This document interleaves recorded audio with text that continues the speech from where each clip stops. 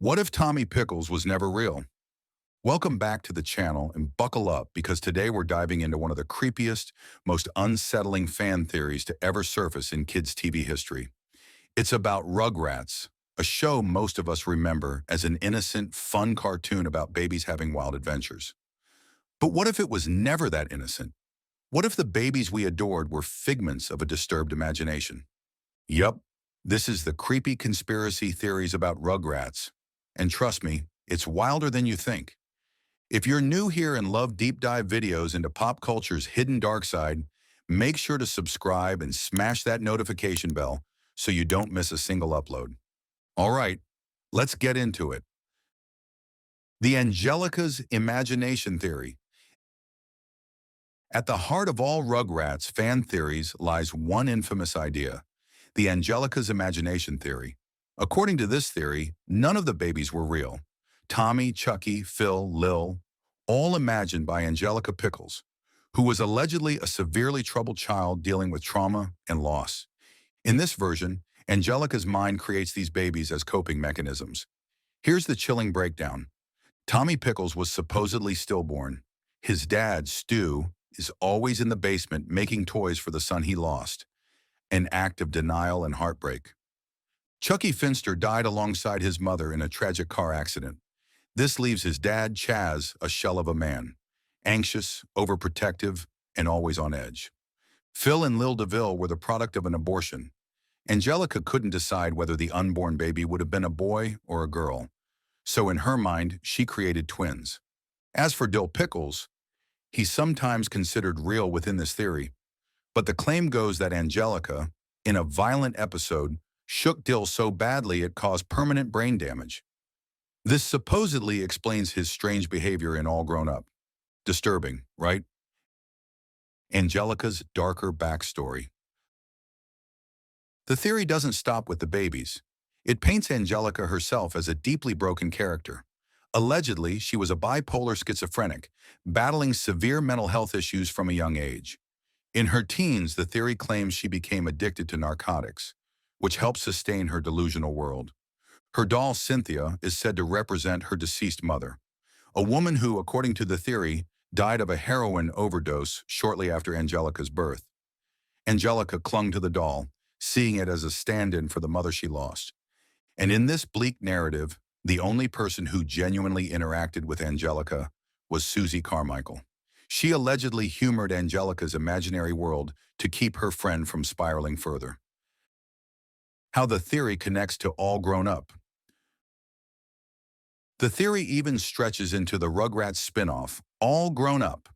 In this alternate fan universe, Angelica's mental health continues to deteriorate, but the drugs she takes allow her to age her imaginary friends. Hence, we see the babies as teenagers, still under Angelica's control.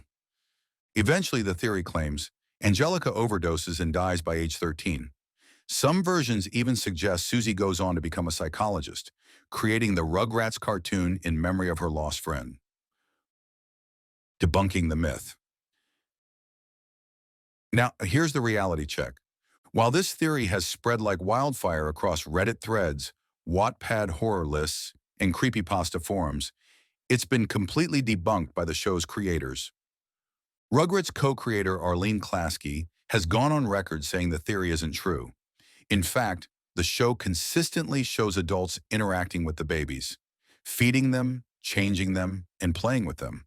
There are entire episodes where Angelica isn't even present, yet the babies still have adventures. And don't forget, All Grown Up was an official spin-off series from Nickelodeon. If Angelica's supposed overdose happened at age 13, as the theory suggests, it would have been impossible for those stories to exist. Why these theories take off? So why do dark fan theories like this one gain traction? It's partly nostalgia and partly curiosity. As adults, we revisit the cartoons we loved as kids with new eyes. In doing so, we can't help but overlay mature themes, trying to make sense of odd or unexplained moments in old shows. There's also a broader cultural context. Following the revelations from Quiet on Set, the dark side of kids' TV, the shocking documentary exposing toxic and abusive work environments behind the scenes at Nickelodeon, Fans have been reevaluating the shows they once saw as harmless. In a way, these theories act as modern folklore. They reflect our anxieties about childhood, mental health, and the hidden darkness in seemingly innocent places. The influence of creepypasta and urban legends. Another reason this Rugrats theory blew up so dramatically is the rise of creepypasta culture in the early 2000s. Creepypasta, essentially horror-related legends or images copied and pasted around the internet, thrives on taking familiar childhood memories and corrupting them into nightmarish stories. You've probably heard of Ben Drown, Smile Dog, or Jeff the Killer. The Rugrats theory falls right into that lane. It takes a bright, colorful kids' cartoon and adds a sinister backstory that feels believable enough to spark curiosity, but dark enough to unsettle anyone who grew up watching the show. People love the thrill of urban legends, especially when they involve media from their formative years. It taps into a weirdly satisfying discomfort, a mix of nostalgia and horror. This theory doesn't just entertain, it stirs up lingering questions about how well we really knew the things we loved as kids.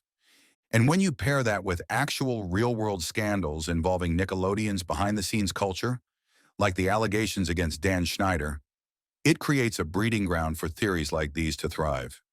Even though most viewers intellectually understand these fan theories aren't real, emotionally, they still resonate.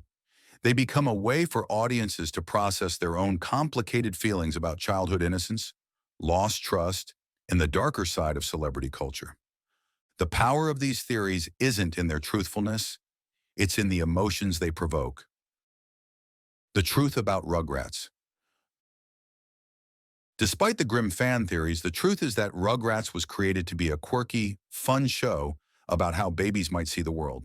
It was never meant to have sinister undertones. The creators wanted to tell imaginative, sometimes chaotic, stories about toddler friendships and family life. That said, it's fascinating how easily, while it's fun to explore the darker side of nostalgia, it's equally important to separate fact from fiction. If you enjoyed this breakdown of creepy Rugrats conspiracies, drop a like, leave a comment with your favorite fan theory, and be sure to subscribe for more unsettling deep dives like this. Until next time, stay curious.